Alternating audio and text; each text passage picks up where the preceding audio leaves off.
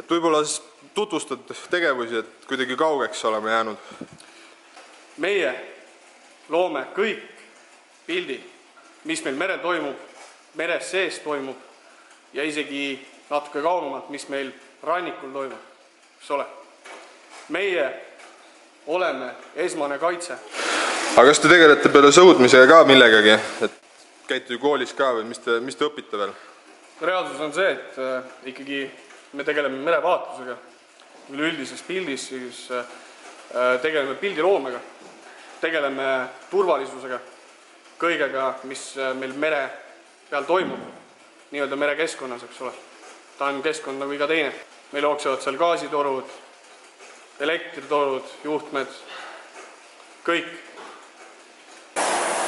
Reaalsus on ikkagi see, et meri on meil ikkagi strateegiline keskkond. Et see ei ole siin Emajõgi ega kuradi Pelja ots. Et meie siin teeme ikka päris asju, aga siin pole mõtet väga sügavale minna, et nii keegi aru ei saa. Väga hästi. Aga mis me nüüd teeme? Peale siis sõudeka ja koolis käimise. Pildiloomega. Me tegeleme siis mereohutusega. Mis on mereohutus? Olukorra teadlikkus. Nüüd te mõtlete, mis on olukorra teadlikkus. Kas ma ütlen teile? Oletavam küsimus, et mis Erki Otist saanud on? Erki või? Erki.